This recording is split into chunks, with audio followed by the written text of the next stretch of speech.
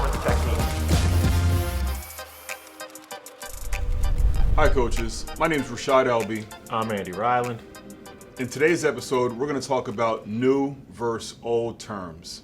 So this is an interesting topic because if you think about coaches, a lot of coaches are really heavily tied to their language. Maybe it's the first way they learned it. Maybe it's something that was impactful for a championship season, but they get really tied to the language. And sometimes it can almost be a detriment to what's the best way to teach our kids. And language is an important coaching medium.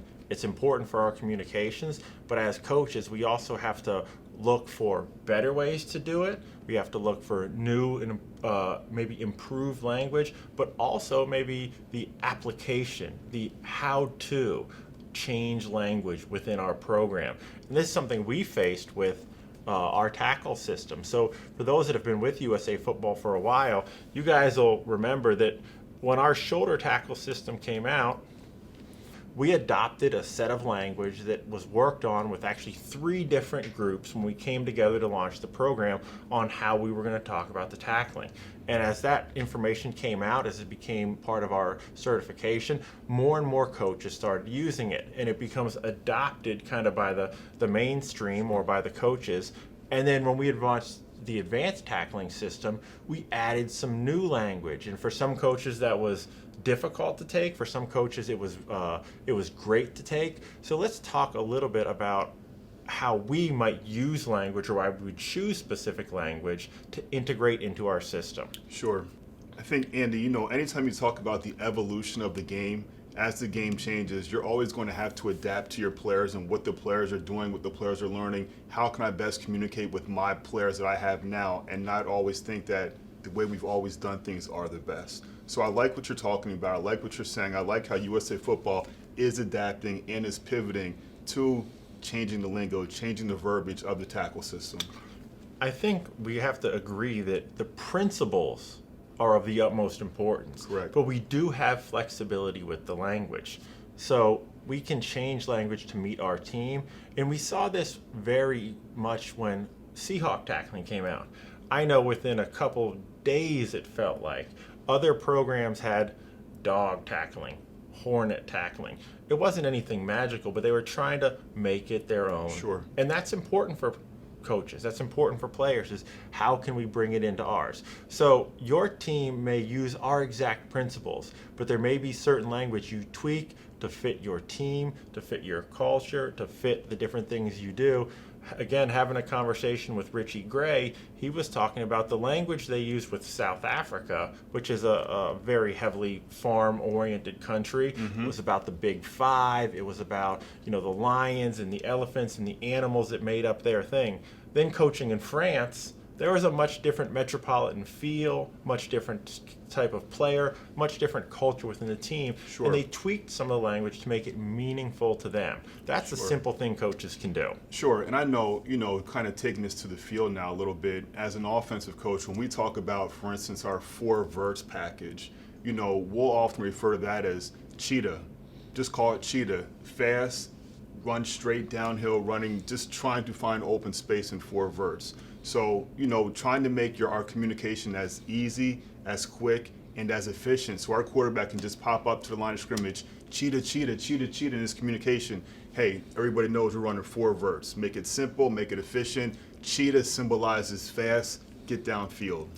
That's a great point, which is the shared definition. And that's a good, simple example. What we've found is when you talk to a lot of coaches, we have the buzzwords.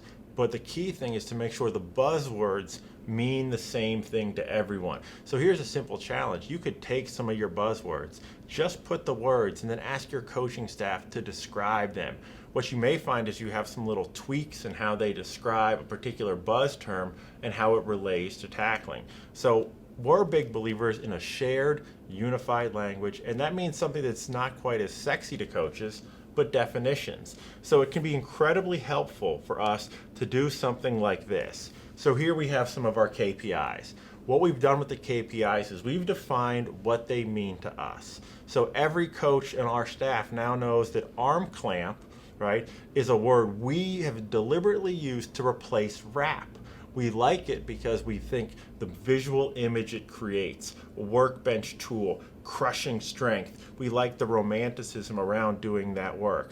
It's still short, it's still quick. Instead of saying wrap, we're saying clamp, but we think it gives us a little bit more in the definition as far as how it sticks to the players. Correct. We're going to tell our players that what it takes, what it consists of. Now we make that word meaningful to all of us. Too often, I think, buzz terms are used in drills without the specific definition behind it.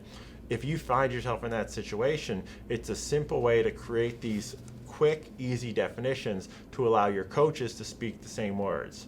I bet what you'll find in doing this process is a couple things that can help you transition from old to new language. The first is identify maybe some KPIs that aren't currently addressed in your teaching. Sure. If I'm worried about adopting completely new language like the advanced tackle system, I may start small.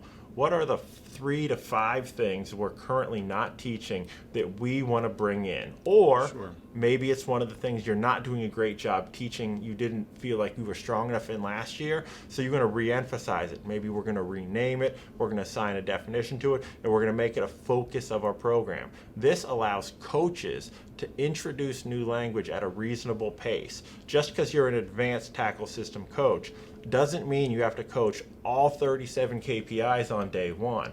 Find the meaningful ones, find the important ones, and start to work it into your everyday drills and your definitions. Sure. As the players learn, you can build up that repertoire. That allows coaches the room to grow at a pace they're comfortable, as well as layering the learning for your players. Correct. And Andy, listening to you talk really, it takes me back to ultimately as a coach, you ultimately want your players to play fast. You want your players to really recognize what it is you as a coach are trying to get them to do, and for them not to have to think about, hey, what does wrap mean? Okay, wrap, and they're trying to sort it out in their mind.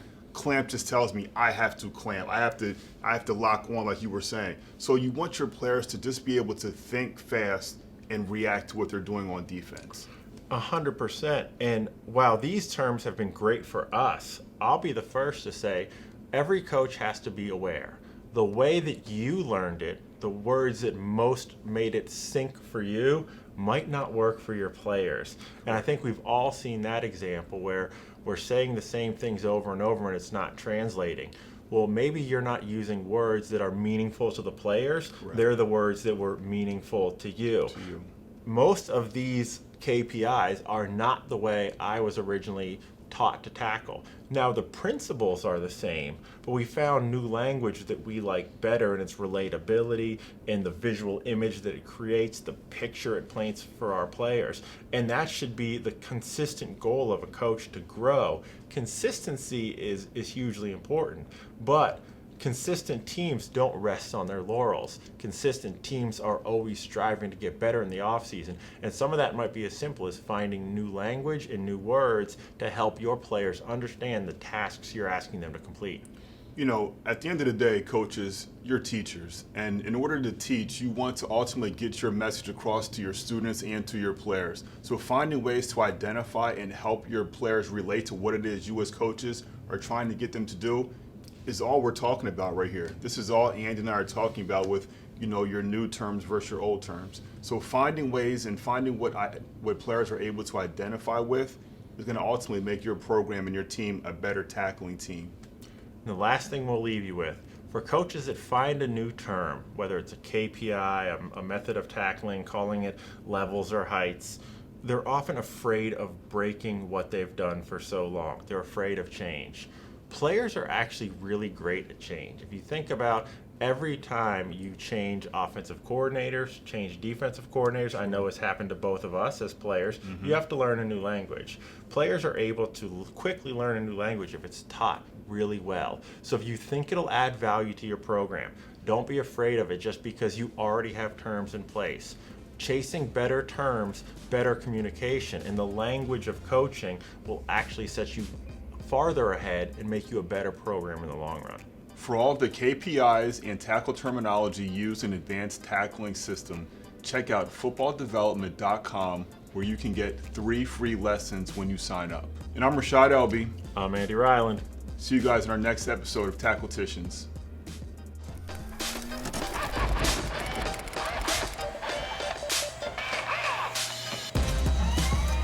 high performance technique.